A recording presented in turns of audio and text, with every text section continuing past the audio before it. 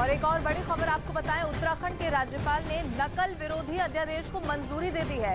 Paper leak और नकल रोकने के लिए उत्तराखंड सरकार ने अध्यादेश जारी किया था। अब भर्ती परीक्षाओं में पेपर लीक या नकल कराने में दोषी पाए जाने पर उम्र कैद की सजा के साथ साथ 10 करोड़ रुपए तक जुर्माना भी अब देना पड़ेगा।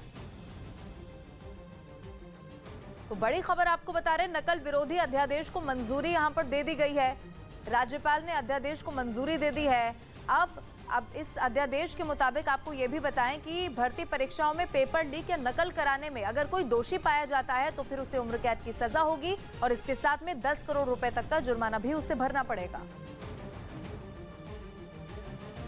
उधर अमेरिका ने चीन का गुब्बारा बनाने वाली कंपनियों की नकेल कसने की तैयारी कर ली। वहां के मीडिया ने यह दावा एक बड़े अमेरिकी अधिकारी के बयान को आधार बनाकर किया, जिससे चीन का तनाव बढ़ सकता है। क्योंकि अमेरिकी मीडिया का कहना है कि अमेरिका उन कंपनियों पर कार्रवाई करेगा जो गुब्बारा बनाती हैं, क्योंकि उसे लगता है कि ये कंपनियां चीन की सेना के कहने पर उन गुब्बारों में बदलाव करती हैं और उन्हें मौसम की जानकारी लेने वाले गुब्बारे से जासूसी गुब्बारे में बदल देती हैं, और इसी वजह से अमेरिका ने उन कंपनियों पर नजर टेढ़ी कर ली।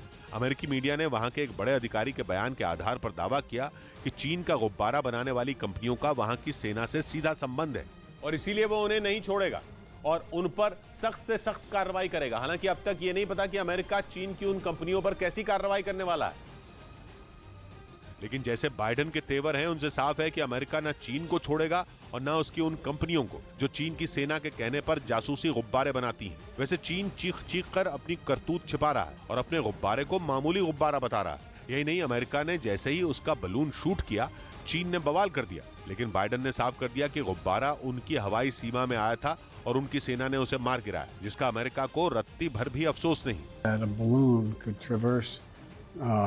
break American airspace. This is not a major breach. यही नहीं, अमेरिका ने चीन को गुब्बारे का मलबा तक नहीं दिया। उसने ये तक दावा किया कि गुब्बारा जासूसी करने वाली तकनीक से लैस था और चीन ने इस तरह के गुब्बारों से केवल उसकी नहीं बल्कि भारत और जापान जैसे देशों की भी जासूसी की है।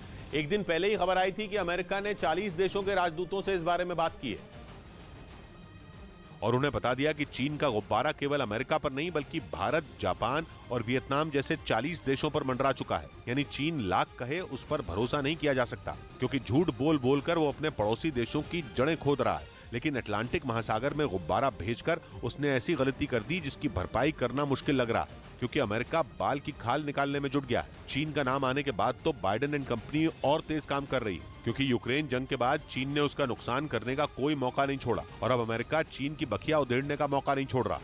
वही खबर है कि मुसीबत में फंसे तुर्की के लिए ऑपरेशन दोस्त बेहद अहम साबित हुआ। तुर्की की सरकार भारत की तारीफ करती नहीं थक रही। इसकी बड़ी वजह यह है कि तुर्की की मदद करने के मामले में भारत दुनिया के विकसित देशों से भी काफी आगे रहा।